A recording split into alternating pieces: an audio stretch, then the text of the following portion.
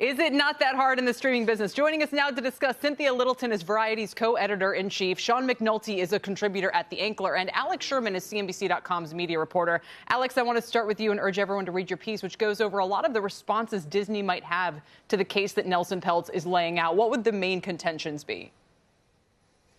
I listened for 30 minutes, Kelly, to Nelson Peltz speak to David Faber and Jim Cramer, and I was struck by the fact that I don't think he leaned into his strongest argument, which is the fact that the Disney board and Bob Iger have consistently bungled succession planning over and over again. That is the weakness of the Disney board. If he wants a seat on the board, he should be leaning into that. He has a 35-slide presentation that he's published. Succession planning doesn't come up until slide 27, and he barely mentioned it at all during this sort of wide-ranging interview. The idea that Disney has underperformed under Bob Iger is sort of cherry-picked, and in fact, if you go all the way back to when Bob Iger started as CEO to the day he left, Disney hasn't underperformed the S&P 500. This idea he's talking about with the streaming service not being a profitable business, Disney has said streaming wasn't going to be a profitable business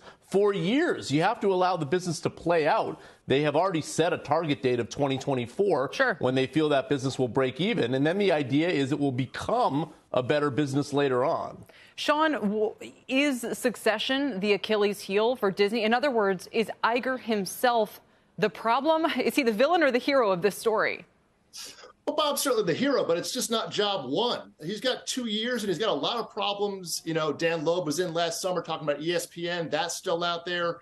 You know, succession is a big part of, you know, the plan here. And the board, you know, set up a succession committee to, you know, signify that they're on it.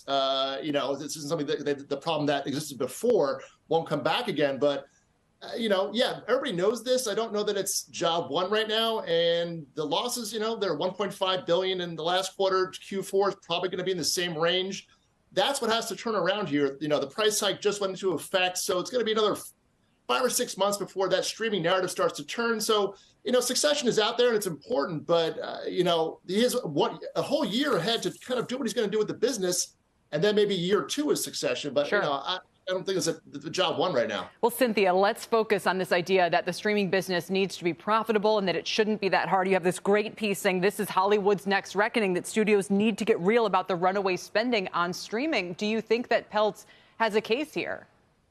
Well, I think he could talk to a lot of CEOs in town. Ted Sarandos, David Zaslav might argue with the streaming business should be easy. I think that's pretty well established, that it is a very challenging business to go out there and get subscribers one by one, particularly direct to consumer subscribers. I think what Nelson has done with a hammer here is he's forcing a reckoning, a referendum on the 21st Century Fox acquisition. He's asking, was it worth it? Was it worth what they paid? Was the leverage, was all of the issues that came along with the Fox acquisition, was it worth it in the end? And I think he's using a hammer to get to that question that Wall Street has started to ask as the losses piled up. He's just doing it in a much more blunt way. Although I like Alex's point in his piece, Cynthia, where he says, you know, aiming at Iger's acquisition history is kind of a curious move because he's had so many great ones. So if really Peltz wants to pick the fight about the Fox acquisition, is that itself enough to just say, hey, in this case, maybe the price tag was too high or what have you, and for that reason alone, I should have a voice on the board? The big difference, of course, with Fox, the previous acquisitions were like under $10 billion. Fox was a much bigger swing. Sure. And I think, you know, I think anybody that's covered Disney annual meetings, there are so many shareholders, so many votes. It seems like this is a really uphill climb for him to actually get those votes. But it's very clear that it's a new era for Disney, and even Bob Iger's aura couldn't keep this kind of conversation at bay. That's a great point. Alex, what would you add to that? And what do you think that the next move is going to be for Peltz to kind of galvanize the broader investing community around some of these ideas, around the idea that he needs to have a voice, around the idea that, you know, they need to go ahead and buy the rest of Hulu, for instance? I mean, there were a lot of different ideas here.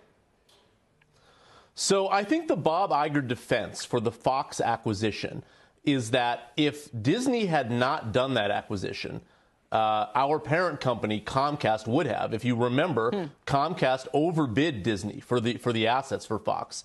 And what would have happened is Comcast would have walked away with a majority stake in Hulu, Avatar, The Simpsons, FX.